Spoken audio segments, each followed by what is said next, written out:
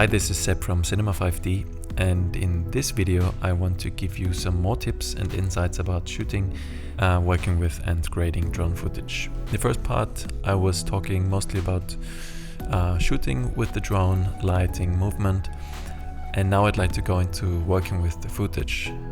I shot my video on the DJI Inspire 1 because I think right now this is really the best drone available for under $3,000. That is flexible, easy to work with, and works with a crew of just 1 or 2 people, which was important for me. Now, while the Inspire 1 is a great drone to fly, and the camera will help you get some really good shots, the camera is also really difficult to work with actually, and you should know that. And this is probably true for most drone cameras, including GoPros. There is now the Inspire 1 Pro and X5 RAW camera that can be used with the Inspire 1, and I'm really looking forward to shooting on those because really the built-in 4K camera that comes with the Inspire 1 is not a good camera and is not ideal for drone shooting. The first limitation is you have no way to control aperture. So how do you control brightness? You have to raise the shutter speed. Forget ND filters because you can not easily put them on or take them off while the drone is in the air, and you want to expose really correctly for each shot, and you don't have much time on a battery, so you really don't want to get the drone down to change your ND filter around or something like that. On top of that, they might degrade your video's quality, so I just left the ND filters in the case for good. This is of course also true for other drone cameras and GoPros. So raising the shutter speed is really what you probably have to do to change the exposure on your film. And we know a higher shutter speed than 180 degrees or a 48th or 60th of a second is often not cinematic, especially when you fly close to objects, as I suggested before. It looks unnatural when there is no motion blur because our human eyes also see motion blur, so this is why we want to see motion blur and why it looks natural to us. So this means in order to get that motion blur, you either have to use a proper drone with a proper camera, or you fix it in post, which is also an option, which is how I did it. The way to do that is either manually, by creating masks in After Effects and using a directional blur filter with some artificial noise on top, or by using an effect or a plugin which is also available in After Effects that is called CC Force Motion Blur. And there are of course other plugins by third parties that can achieve that. The downside is that this takes a lot of processing time, and there are shots where this filter just doesn't work or where it makes them look weird.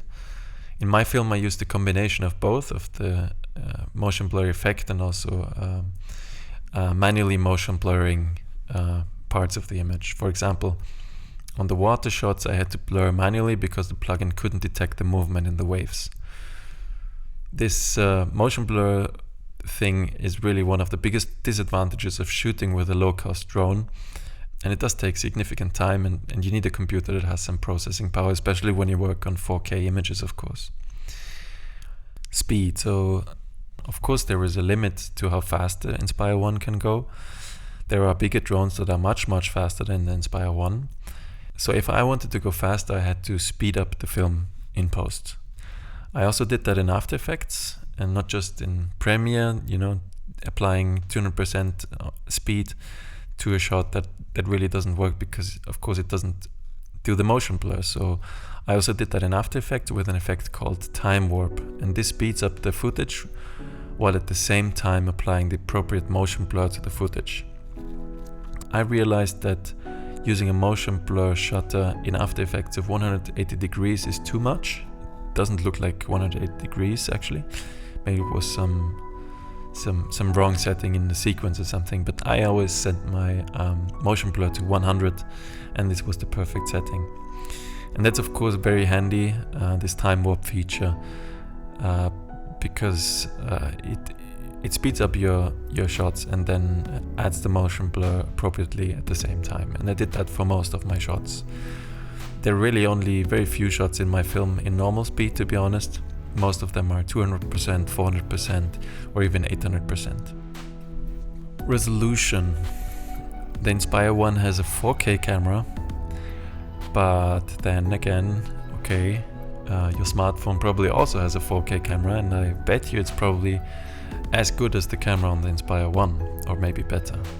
Because when you look at Inspire 1 footage on a 4K screen, it really looks more like an HD file blown up with noise reduction and sharpening applied to it. It's actually really ugly.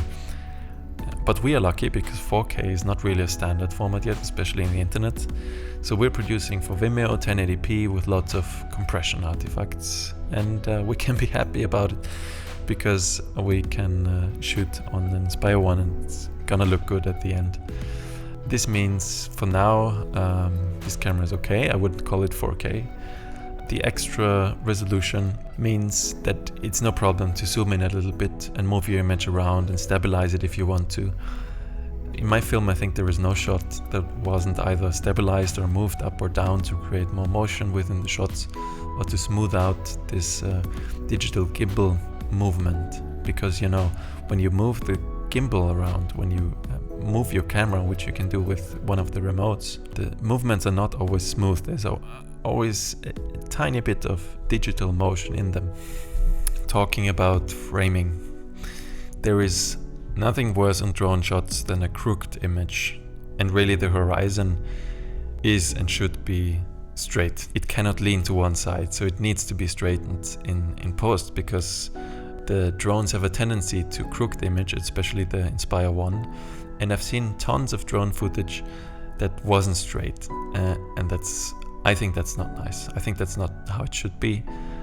In my project, as a help, I had a red line in my timeline, and I made sure that each shot was just put straight using Premiere's rotation tool and zooming in 1 or 2%.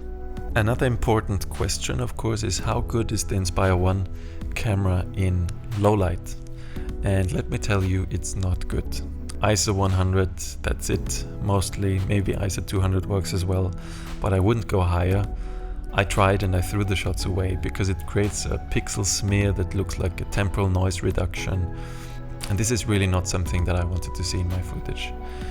So as soon as the sun is down, you don't have much light left to record nice footage. So make sure you plan to shoot in bright environments only, because if your shots are too dark, you cannot pull the information back up. And more on that point in the third part of this series, where I will be talking about grading and manipulating the image to get the nicest results. If you enjoyed this video, if it helped you, please like us on Facebook, like this video and subscribe to our channel. Thanks for watching, and I see you in part 3.